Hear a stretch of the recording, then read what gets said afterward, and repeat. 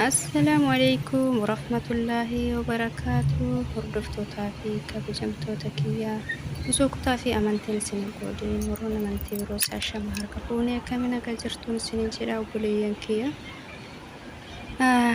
Du'a obboleettii keenyaa irratti Rabbiin nu haa eegu hunduma keenya warra biyya namaa jiru.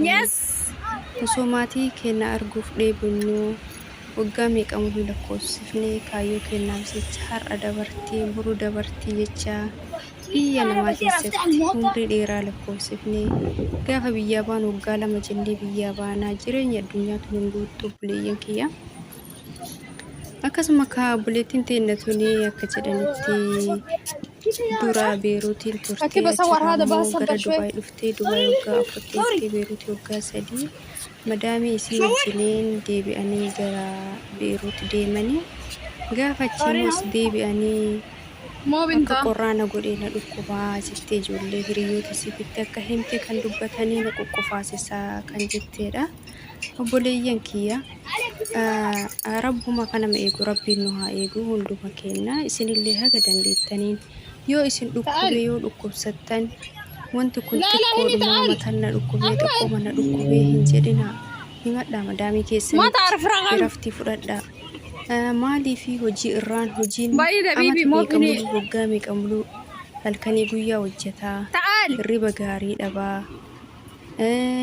nyaata gayaa dhabaa waggaa haganaa lakkoofsifnee xiqqishumoonnoo yoo isin dhukkube humna nama dhayaa jechuudha. Isinii galee humna isin dhayaa keessattuu jechuudha. Nuti ijoolleen warri mana madaamii keessa dalagu ganama osoo qursii keenya macarrashaa namni osoo bishaan isaa hin dhugin dalagaaf fiigu jechuudha.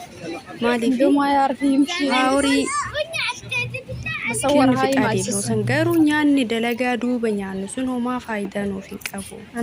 Dursa ciree keessa waan taates haa taatu haa xiqqaattullee waaqammasaa waan nyaadhaa fi jitaati maaliifuu jennaan hojjattee dadhabdee dafqitee haaworii of keessaa of dadhabsiifti keessi dadhabee coggaaraan kee wasi nyaatee gizee ati dalagaa fixxee deebitee nyaattu sun homaa takka faayidaa siif hin qabu nyaanni sun jechuudha. Nyaanni sun faayidaa siif hin qabu. Dursa nyaata keessan nyaadhaa, qursii keessan nyaadhaa, bishaan keessan dhugaa, coggaarraa keessan galab godhaa ka'aatii dalagaa. Maaliif ganama lafaa kaatanii dadhabbii ganama namni dalagaa ganama lafaa koo hagam akka nama dadhabsiisu hundumti kennaa ni beeyi. Dadhabbii sanirraan immoo dhiqattee deemtee dalagaa yoo seentu osoo qursii nyaate keessi kee miidhamaa deemaa jechuudha. Keessi kee coggaarraa miidhamaa deema. Garaa qullatti shinti beetii dhiquu jira. Shinti beetii saamunaa garagaraa kilooriksii garagaraa coggaarraa keetirra gosi geessu humba keessi gubee kanuma jechuudha. Amma mucayyoo san akka dhukkuba sombaa akka dhukkubsattee garaa duwwatti foolii kana fuunfattee garaan keessi gubatee gaafate midhaan deebitee nyaattu midhaan sun homaa takka faayidaa siin qabu. Coggaarraan kee keemikaalaan kan guutamedha jechuudha yeroo sanitti sii galee. Kanaaf ijoolleen keenya ganama xiqqoo waaqammasaa keessattuu aannan jiraate osoo aannan dhuydanii baay'ee bareeda. Aannan macarrashaa birrii keessanii hin bitatina.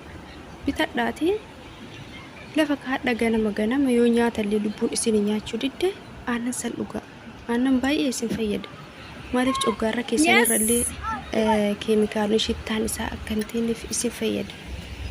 Goroorroo keenya amma shittaan garagaraa kilooriksii ta'ee deetuulee maalii kanneen itti fayyadamu. Kun hagam akka goroorroo keessan isin gubu hagam akka nu gubu nutu beeka.